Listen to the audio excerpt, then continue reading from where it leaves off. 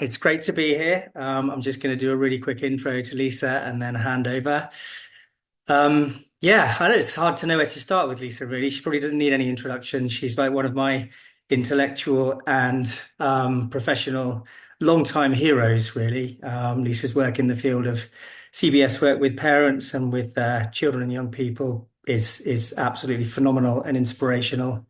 And it's hard to know where your weak spots are, really. You're just so wonderful in everything that you do. And when I've had the privilege of having kind of one-to-one conversations with you that have a kind of clinical formulation orientation, I've always been just so struck by the creativity and the precision that you use in the way that you go about doing your work. So, without further ado, thank you so much, Lisa, for giving us your time. And over to you. Wow, I'm really humbled by that. I feel the same way about you, Duncan, to be honest. So we could just do this the whole time, but maybe I'll talk a little bit about parents and stuff like that. And so um, I guess thank you so much for coming and listening to me, I guess, present. And I want to start with just saying that I had the privilege of being in a really wonderful dissertation and successful dissertation defense yesterday of a young woman named Regina Roberg, who did a beautiful study on parents of children who had OCD and anxiety. And what she did was she and some of our clinic staff did a 6 session group program where they used the SPACE protocol, which was, as some of you may know, is a behavioral program for parents of children with OCD, anxiety, failure to thrive, ARFID, etc. That is geared towards increasing supportive communication and reducing accommodation over time. And of course, because it's our clinic, we did it with an ACT twist, of course.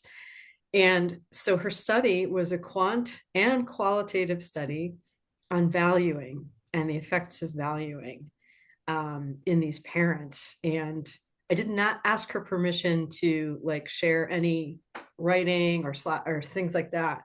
But I'm sure that she would not mind me telling you it was fascinating. What she was playing with. And Those buttons she was playing with? Actually, I don't remember what they're called. hello, you guys might mute just in case you don't want yourselves to be recorded.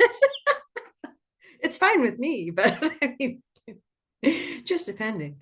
Anyway, so she found some really interesting things. And just the overall big picture is parents, and I thought this was really fascinating. So we're not going to talk much about this. We could, if we had time at the end of the presentation, I might cut out some stuff on screen time so we can ask some questions instead. But what she found was parents were pretty engaged in valued behaviors throughout the intervention.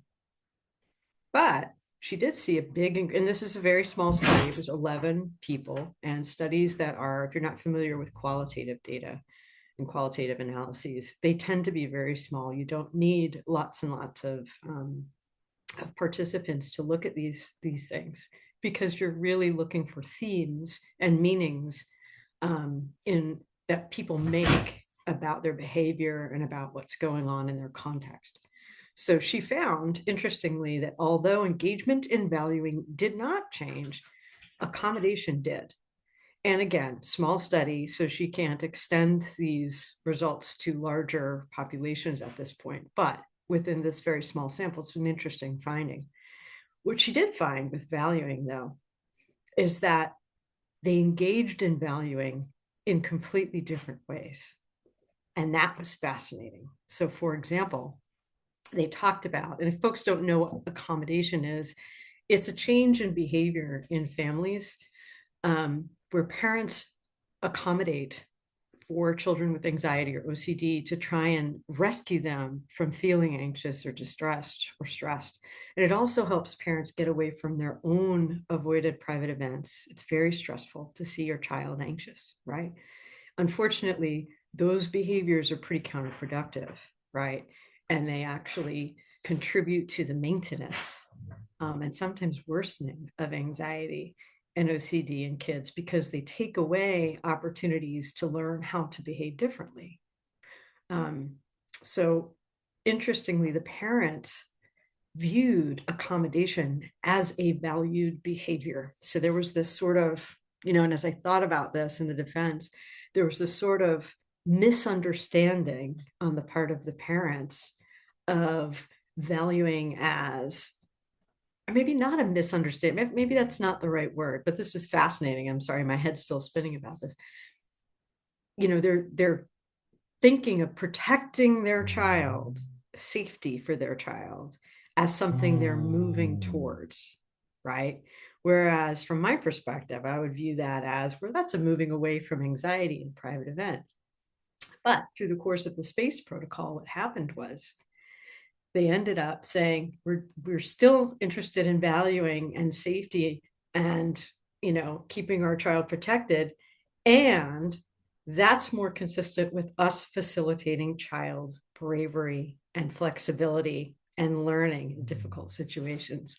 And I thought that was just such a beautiful arc, I guess, for the parents to move through that.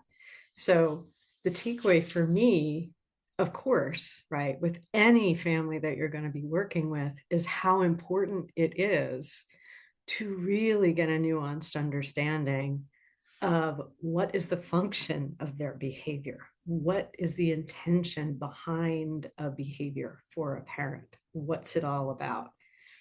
And that was one, right? We would have missed that and if we just looked at quantitative data, you wouldn't have really seen very many interesting things other than their level of accommodation change.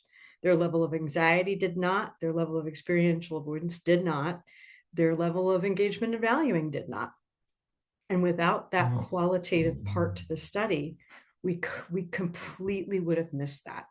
And so again, it highlights for me the second big takeaway is how important it is as clinicians to really pay attention and get to the heart of the matter. Listen to your families and really take their perspectives. You really have to find ways to step into their skin, right? And understand that in every situation, Skinner was right. The rat is always right. Behavior always makes sense within its particular context. And if we don't understand how it makes sense, we just need more information. So anyway, congratulations to Dr. Regina Roberg, who you guys will hopefully meet one day. You'll certainly see her research, and she's a fabulous and brilliant clinician too. And now I will share some slides with you. Just let me get myself situated here. I'm going to hide the meeting controls and we'll get started.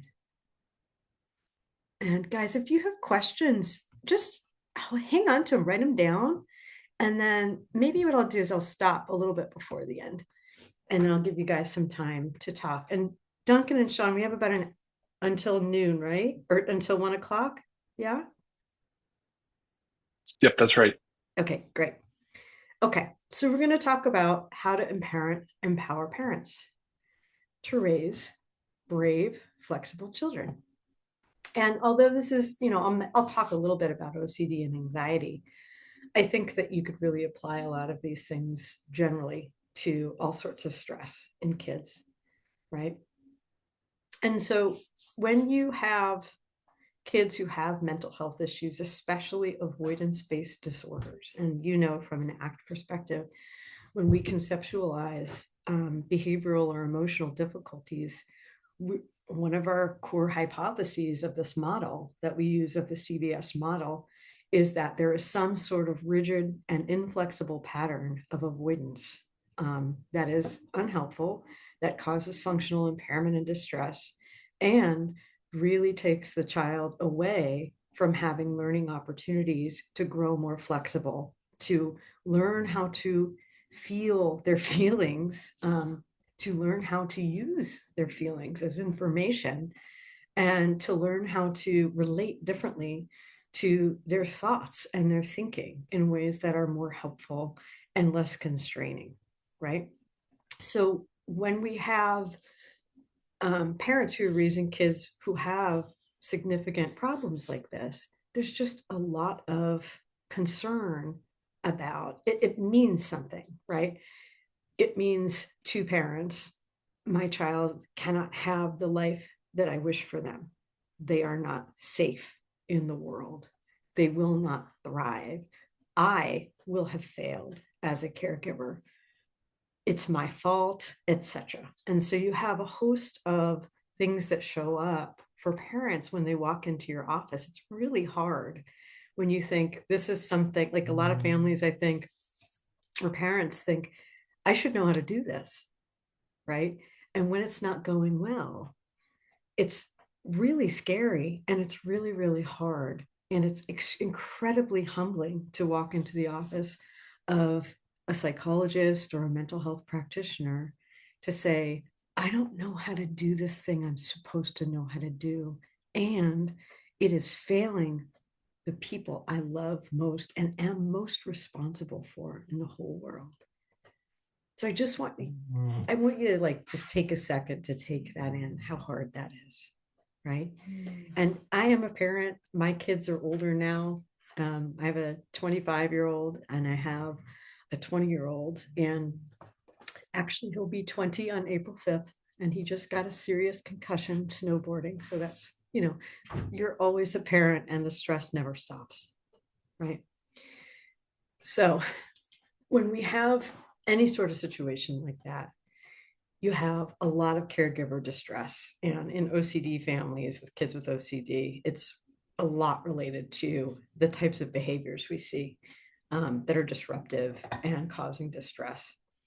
It's related to internalizing mood and anxiety problems, as well as disruptive, aggressive, coercive, non-compliant behaviors. And it leads to family accommodation. What can I do to minimize the distress this child is feeling and maximize the family functioning? Or maybe they think of it more like, how do I help us not fall apart, right? So it's huge caregiver strain.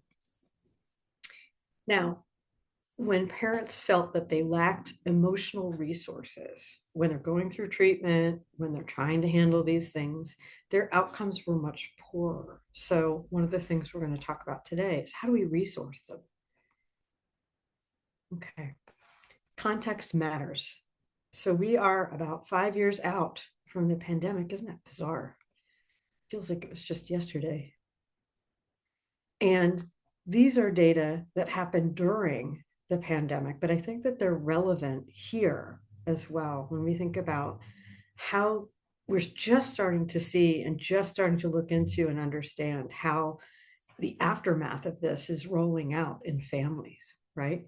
So parents had much higher stress during the pandemic for all of the reasons that we probably remember. Schools fell apart. There were kids home in small spaces. You couldn't go anywhere. The world felt dangerous, etc. And parents back then were really worried about, and rightly so, long-term impacts on their children. They were worried about, most of them, social development. How will my child learn to make friends? How will they have a peer group? How is that even possible? And about 1 in 2, a little over that, actually reported that they're starting to see more behavior problems. Okay. What we learned in one, it's pretty recent study, it's a little older now, about 5 years, that kids experienced increased stress, fear, boredom, loneliness, anxiety, depression, and other issues. And this has continued to persist in these groups. And schools are starting to see this now. So when we really think about context, there were a lot of different stressors that also impacted different groups that were more vulnerable, particularly communities of color, more deeply, right? And so you have sort of this overlay of stress that is much higher in groups that are marginalized, experiencing discrimination and racism, and who are less resourced, right? And so when you think about this, it's just very hard. They're just more impacted because they are experiencing all of these things in society. This has definitely not changed if you are in the US, and I recognize that many of you in this talk may not be, but I'm sure you're watching from where you are, noticing some significant changes in how our country is functioning or not functioning these days. And so this is not a great time post-pandemic to have things get worse, and yet they are. Anecdotally, a lot of teachers, parents, kids at schools are reporting more incidents of bullying, more incidents of meanness, lack of kindness. And it's not across the board, but there is a feeling that things are changing. If you are, and I want to contextualize some other things too, just as someone who's worked with child anxiety for many years, we have a clinic in California, and I have families out there where they are experiencing things like they live with a go bag packed in their closets because of the fires, the risk of fires, right? The risk of smoke. I have had colleagues who have lost homes. And then you have these shooter drills in schools where unannounced people will go into schools and demonstrate, like, and pretend that they're going to shoot up the school so that the school kids and staff can practice how to respond to that. I just, as a psychologist that works with kids, my mind is, it just, I'm reeling from just, I don't even know what to do with this. So this is deeper again in different groups, especially groups of color, right? When we think about the real impact of racial trauma and microaggressions, right, which can be very subtle and are ubiquitous throughout the day, throughout, environments for Black adults. You have 1 in 2 who Black adults who perceive racial discrimination. It's a significant source of stress. So I just want you to kind of put yourself in those shoes if you are not a person of color, and just imagine, what is that like? These things are getting amped up.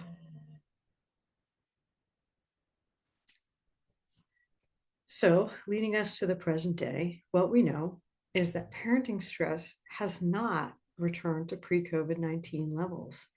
And in the US, and I don't think that this is a message that it is irrelevant to folks outside of the US either, it is an urgent public health issue, right?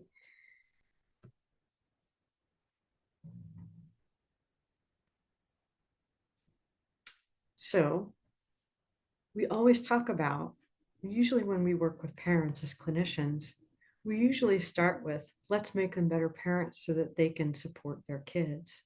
But here's the thing. We really need to be aware of the incredible stress that parents are under. And I think that in order for them to really raise brave and flexible children, they need support in being brave and flexible and psychologically flexible themselves. So I want to talk a little bit about burnout.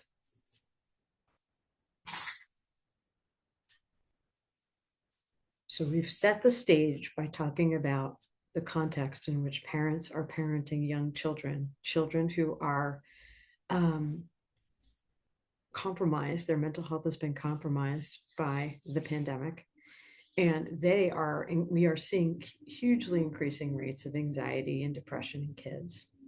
On top of that, parents are exhausted, right? So, and burnout is a prolonged response to chronic and overwhelming parental stress. And stress usually happens when you have things in your context which are out of your control. And there's quite a lot of those that are happening and have been happening for the last several years.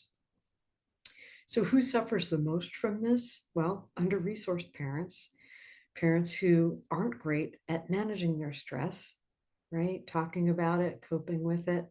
Maybe those with lack of social support, that can come from feeling isolated. It can be created by not sharing what's going on, not being able to ask for help due to feelings of shame, right? Parents are supposed to know how to parent.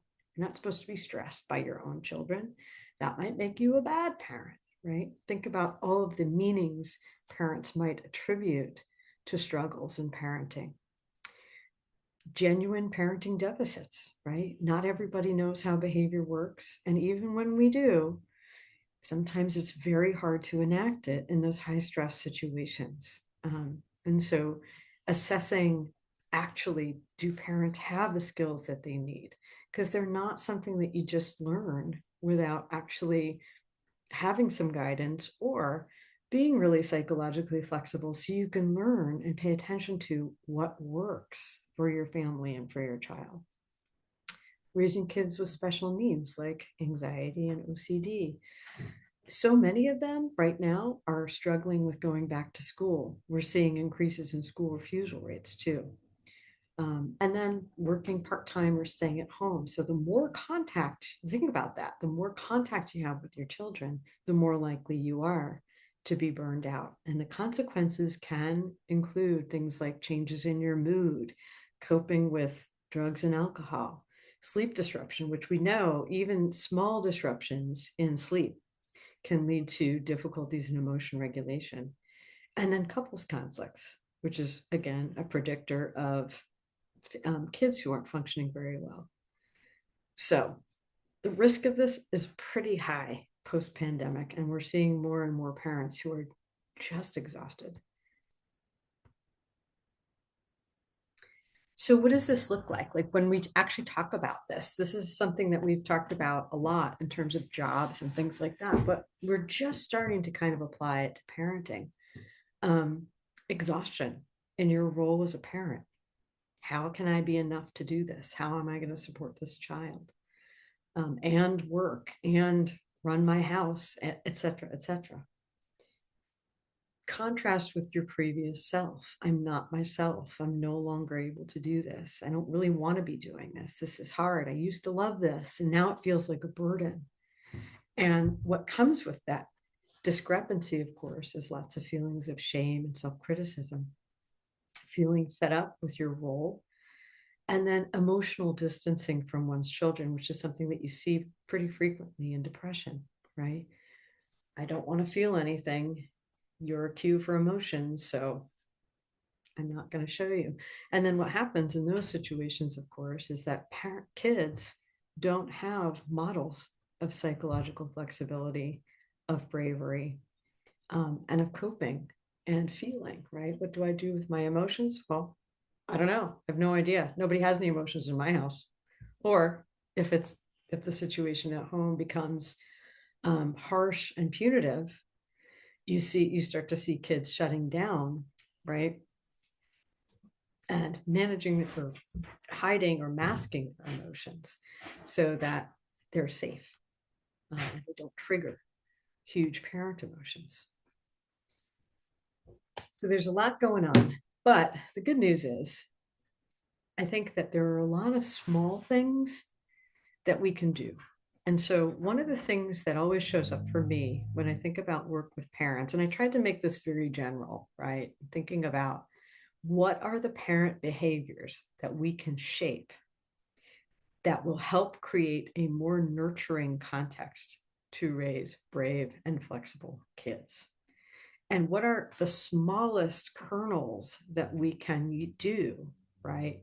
That we can teach them that even though they might be small things, won't feel overwhelming to parents and are things that are immediately enactable for parents.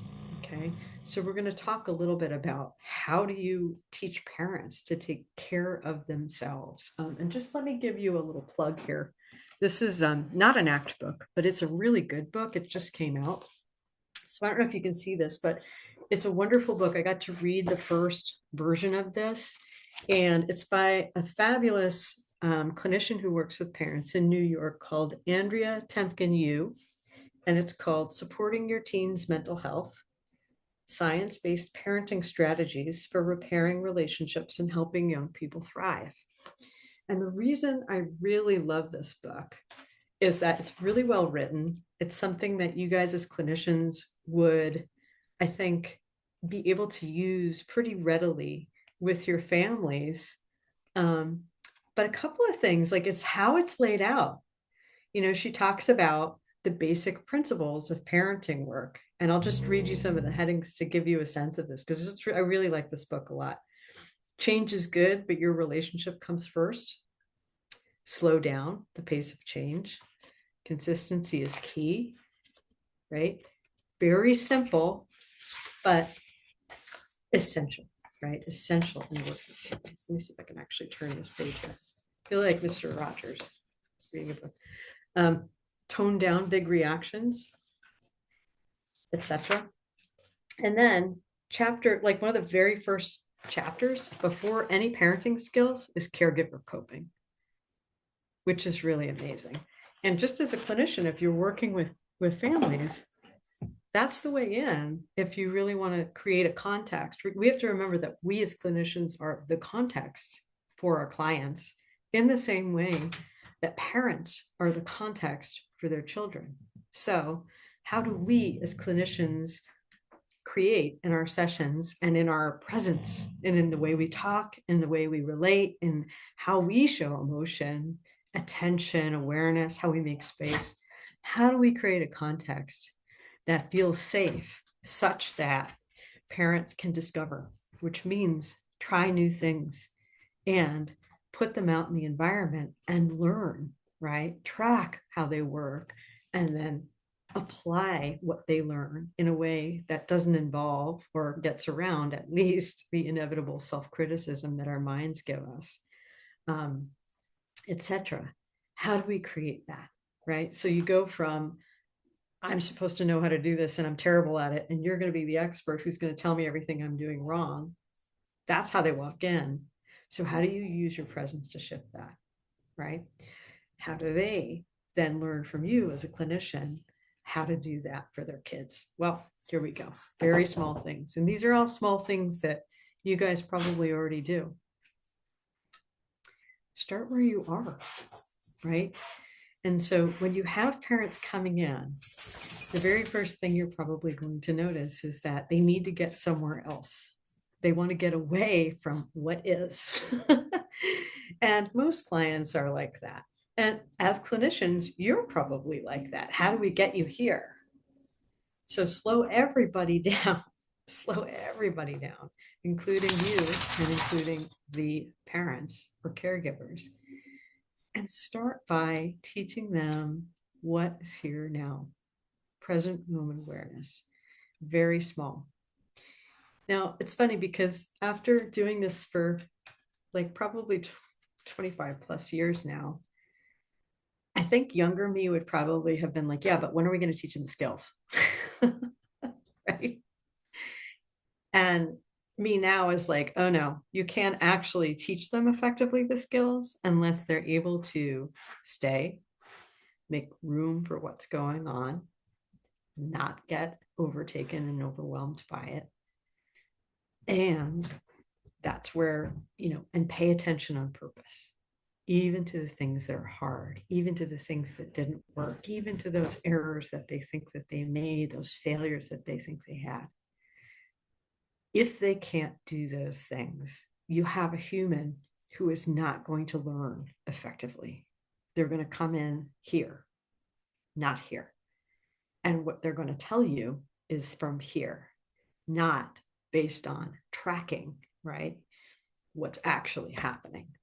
So simply starting with what's going on here now, and in the process of your session, right? Really noticing like, wow, what showed up right there for you? What is it like to tell me that? That sounds really hard. With empathy is really important. And you know what? I don't know if people have talked about this book in a long time, but a good place to learn exactly how to do that, if you want a book about this, is Mindfulness for Two by Kelly Wilson, which is a really, I don't want to say really old because then I'd be really old. It's an older book.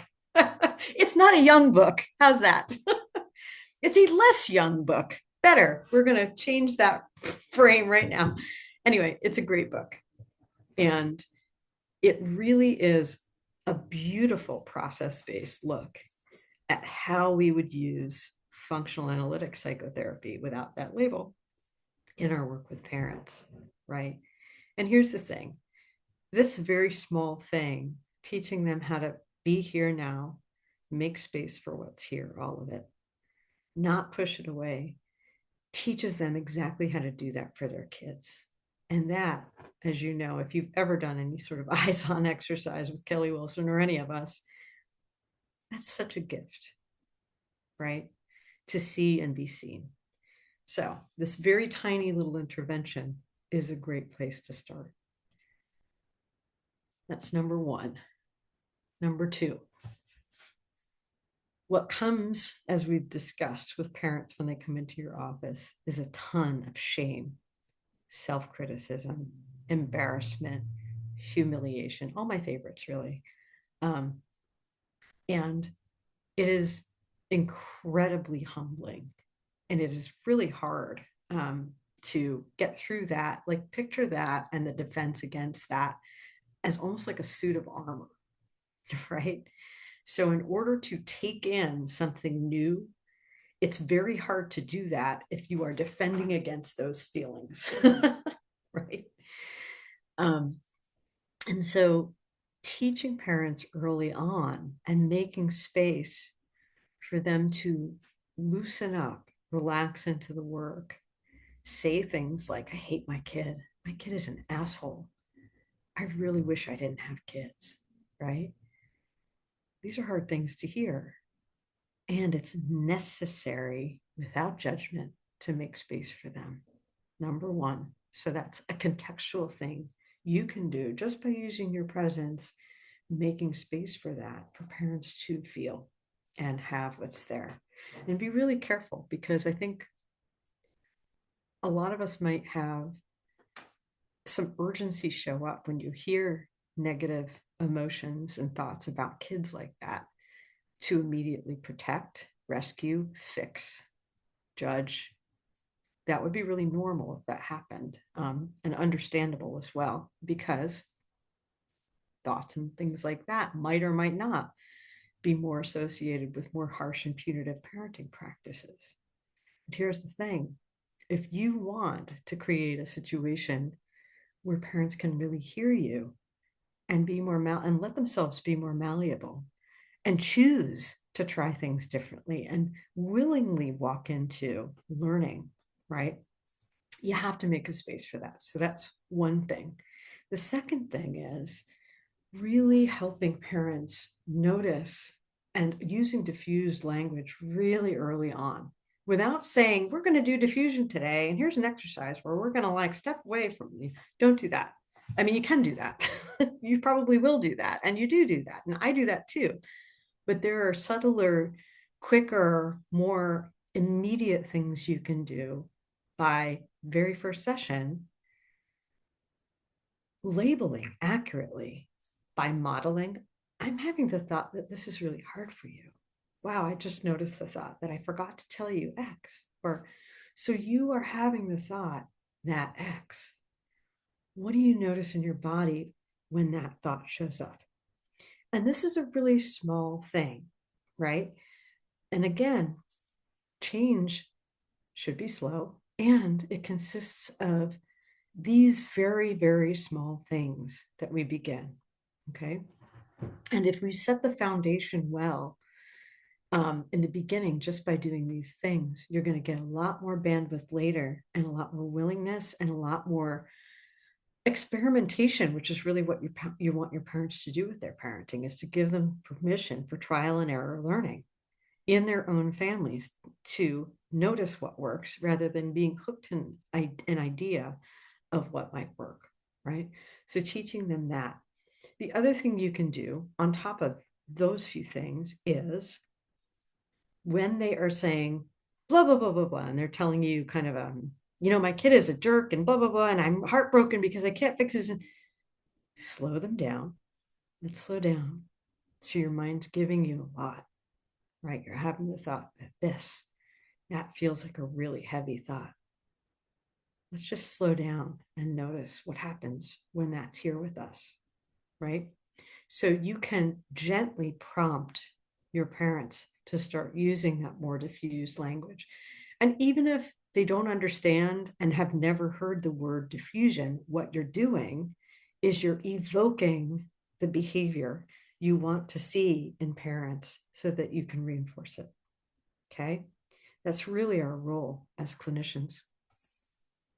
So, and about that, so some of you guys may know, some of you don't, but like I'm sort of a horse girl. I really love horses.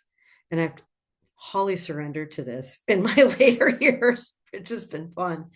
And I have ridden for many years. And I have this really young horse who does crazy things like flips herself over backwards when she's feeling a big emotion, which, as you might understand, is pretty damn dangerous. And I don't actually want to die, not yet anyway. And so it's kind of a really interesting thing to learn and be taught by such a young horse. And what you learn is no matter what you think you know, you have to start from the beginning. You have to pay attention to exquisite detail, and change is slow and small, and you have to learn to celebrate the wins, right? Horses are amazing teachers. And I bring a lot of that sensibility into work with these families, right? So these number one and number two, start where you are, let yourself off the hook. Might feel very basic again. And yet you are building a very solid foundation for change in this mom.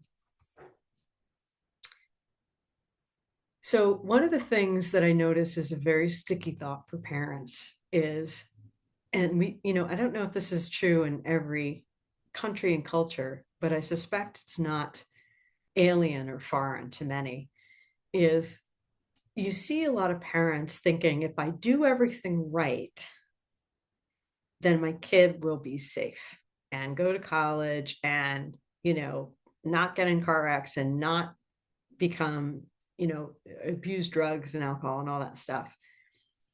And of course, that's not true. There is no certainty. We are not about controlling outcomes. None of us can control outcomes that way. The only things that we can do is act with intention, right? And so I really like the work of Alison Gopnik, who talks about two different kinds of parents, right? She talks about the carpenter parent who is working towards building a child to specifications. And in a city like Boston, where I live, where everybody's, from preschool, they literally will advertise preschools as like college prep, like to get your kid into Harvard or Yale, which I think is nuts. That's the clinical term. But anyway, that's parenting as a carpenter.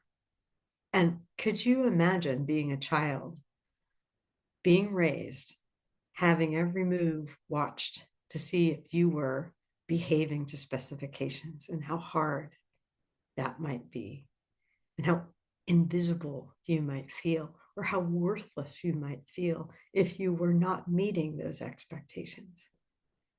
Wow, that's rough, right? So a better way to parent, according to Alison Gopnik, and I do love this, is to be a gardener, right? Plants grow when they have what they need to grow. And we're not in charge of how they grow. They are. They unfold as they will. And so helping families and helping parents move into making friends with letting go of the outcome and parenting with intention, making space for uncertainty, right? Because a lot of people, when uncertainty shows up, if we don't want it, we might engage in really rigid and inflexible parenting behaviors according to rules that are unhelpful, right? So really looking for what are the stories that parents have about the behavior that's happening right now, that they might be catastrophizing about or thinking is going to lead to X, or is linked to some aspect of themselves that they have or had that they wish to protect their child from. That's another big one, right? So leaning into all of those things as the work deepens with parents is important. So parenting stress is real, obviously. And one of the things that parents feel is that they can't escape it in their own homes. And when you feel like you can't escape, what happens, right? We have, if there's a threat, we fight, flee. And if we can't do either of those things, we freeze, we shut down. And so helping parents work in their own families and their own homes to create very small safe harbors where they can have they can de-stress a little bit. For example, I'm going to give myself a 5-minute break right now and go outside just because I'm feeling pretty stressed, and not beating themselves up for that, because what you see is parents prioritizing their kids. But if you don't take care of your own mental health and your own psychological needs, right, you can't really effectively parent, and you can't really show up in ways that might be more helpful and more nurturing for your kids. So helping parents develop a practice of safe harbor and teaching them, helping them choose to give themselves permission to do that, right? Permission to take a break, permission to say no, permission to lock yourself in the bathroom for a few minutes and take a hot bath if you want to. Have that cup of coffee by yourself on the back porch. Any of those things. One of the practices you might teach them is to just stop and breathe, that it's okay and that you can't do all the things. A really not ACT message necessarily, but it's definitely not inconsistent with ACT, is to learn to pick your battles. You know, when is it too much? When can you relax? When can you take a break? What can you let go? And one of my mentors, not an ACT guy in grad school, used to teach us, and I think this is accurate, that, you know, when you're working with things like disruptive behavior, if it's not going to hurt anybody or destroy something really expensive or meaningful, you can ignore it. You can let it go. You can deal with it later. And with behaviors, with child behaviors for which gaining attention is the function, that's actually a really good idea, right? To not attend to it and instead to shape an alternative behavior that you do want to see. But that's a different kind of talk on parenting skills. But teaching them to breathe, teaching them the practice. So we talked about setting up a context of diffusion in your session, and then teaching them, you know, once you help them make space for all of those things that are showing up in the moment, teaching them to practice for in their daily lives how to do that. And I usually I don't start with like the hardest things. I mean, that would be nuts. Like, you can't really, when people are in really challenging interactions with kids, that's not when, that's like starting at the top of the hierarchy. So you might start teaching this practice of noticing your thoughts, and just with curiosity, like, do you ever notice your thoughts? Like, what am I thinking right now? Teach them when they're calm. Teach them to do it when they're taking a walk with the dog, they're doing the dishes, they're folding laundry, dusting, something boring, something neutral that they do every day. Don't teach them to start this in the middle of a challenging interaction, because they're going to come back to you and go, well, that didn't work, or I failed, or I just can't do that, it was too hard. And keep in mind, you know, I think of this as sort of an exposure hierarchy, noticing what you're thinking, because minds can get pretty dark and they can get pretty self-critical. So choose a context that's less evocative than the hardest one, to teach them to begin practicing this skill in their daily life. Help them notice how they talk to themselves, right? Because that is something that's probably going on all the time. And you're not going to get there without setting the stage in the way that we talked about earlier on. But once they're able to tune into how critical minds are, right? You might do some selfless context work with them. Like imagine a 5-year-old kid. I'm going to talk to that kid the way you talk to yourself. And I want you to imagine what that's like. They'll be like, ah, you know. So what you want to do is use your selfless context skills and strategies and practices in your sessions to help them have that aha moment about, gosh, that's amazing. I can't believe I would never talk to anybody else like that. And how weird is it that I talk to myself like that? And teach them the practice of speaking to themselves a little bit differently. And once you start this, it's really interesting. It can be really small, can feel really weird, can feel like they don't deserve it. I don't want to do it. I'm not good at this. This feels not real. It feels really fake. Okay. Yes, exactly. Practice anyway, right? And that's just a tiny little form of psychological flexibility right there. You know, what is a self-kindness for you? When do you need it? Even the act of checking in, do I need something softer right now? That would be a huge boost for a lot of these parents because they don't do that if they're focused on parenting. They're not focused on their own well-being, which, as we know, is essential.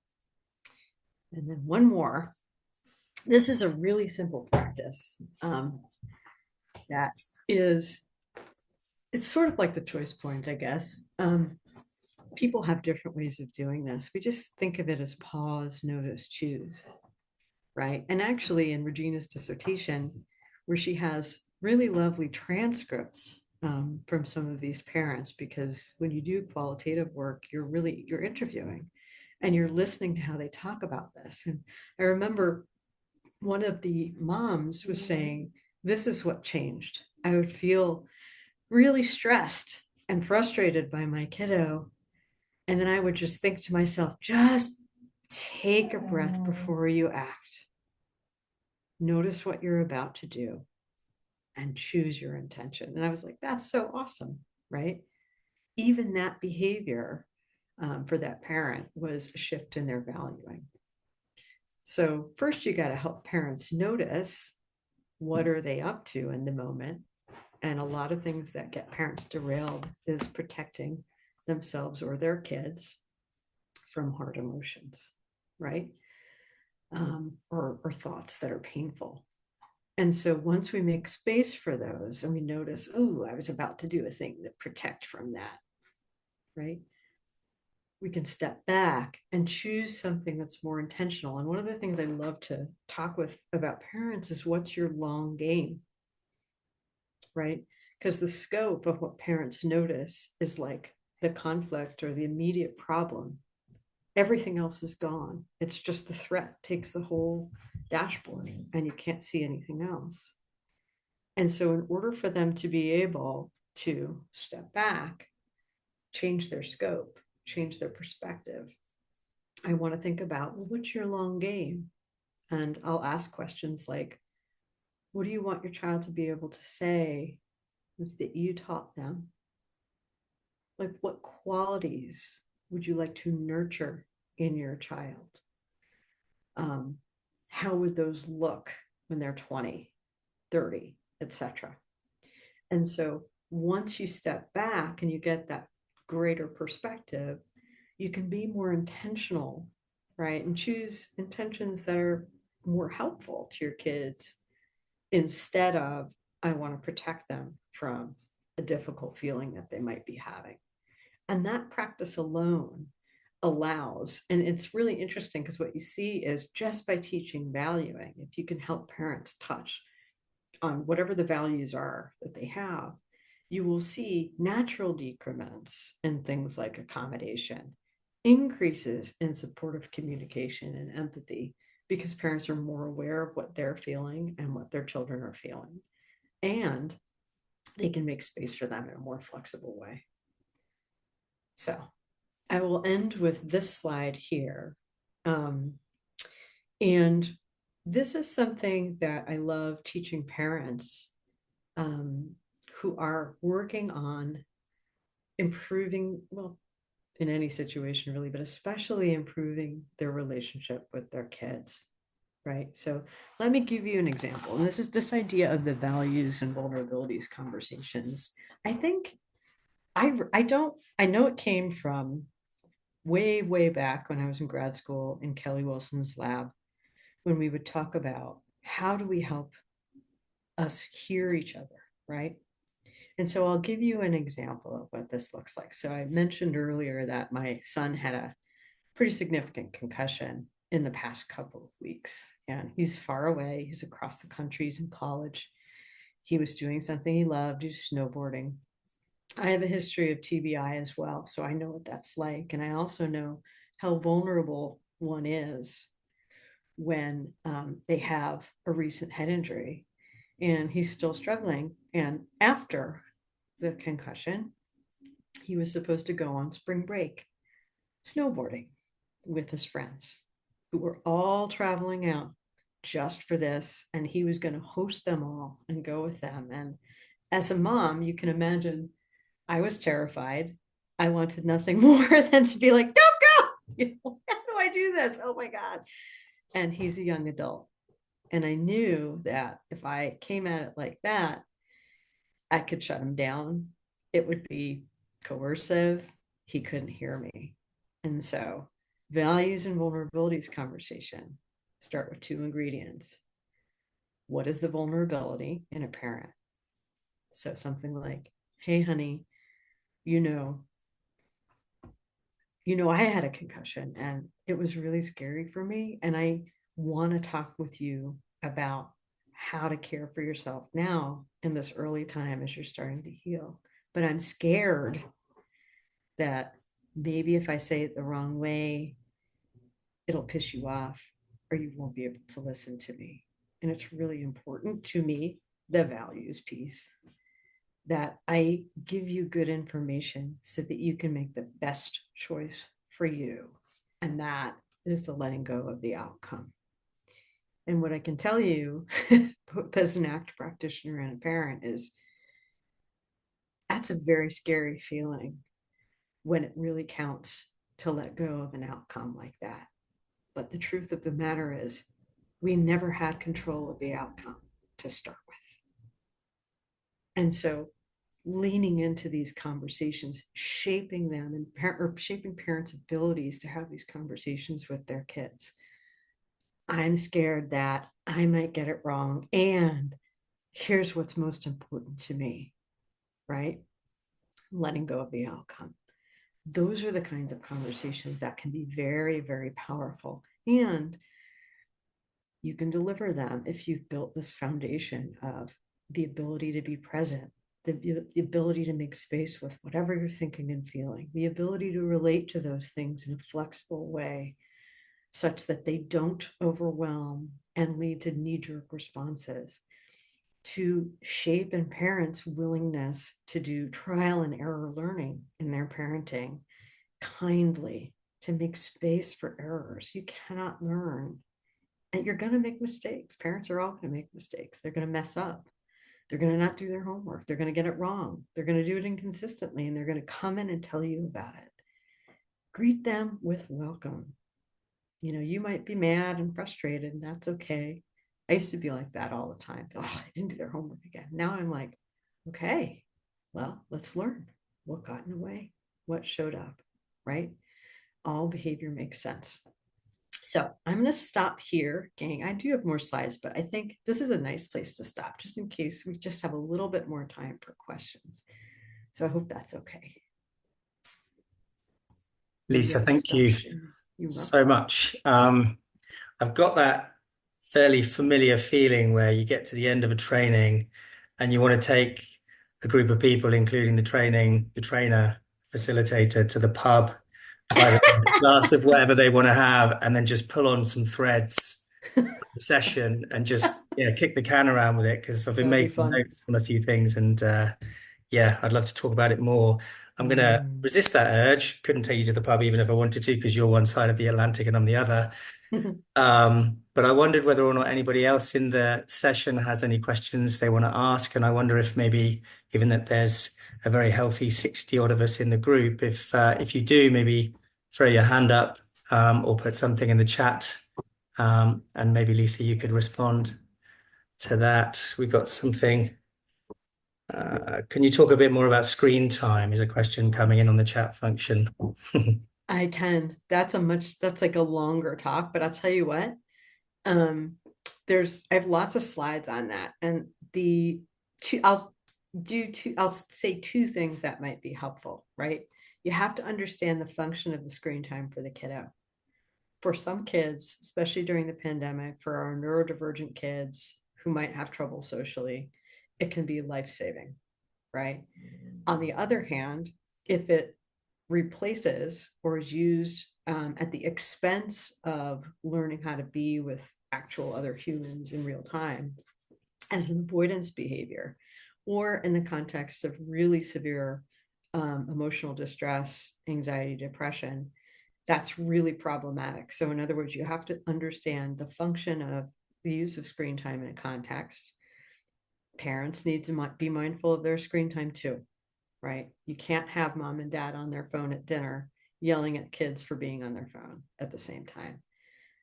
One thing I see quite a lot is kids who have difficulty with transitions on and off screens. So that is something that you would want to do some work around behavioral parent training skills to see if we can help shape in that child the ability and the practice of using screens more effectively. The last thing I'll say, this is more than two things. Sorry, I'm saying a whole bunch of things about screen time. The last thing I'll say is one practice that's kind of nice is having some screen-free zones and times in your home. So for example, dinner time at the dinner table, no phones, no screens for anybody, park them. No phones, no screens before a certain or at a certain time at night. So they're not going to disrupt sleep, right? Kids should not be on screens at bedtime. It will disrupt their circadian rhythms and it's a bad idea. So I'll stop there, but there's lots more we could say about that. Thanks, Lisa. There's a question Sure. from Geraldine about access to the recording. Sean, did you want to pick that one up? Sure, I'll just say what I was in the middle of typing. We're going to get it posted to the CAF SIG YouTube channel ASAP, so we'll provide links here in the chat momentarily. Very cool. Right. Anybody else have any questions they wanted to ask before we start to wrap up?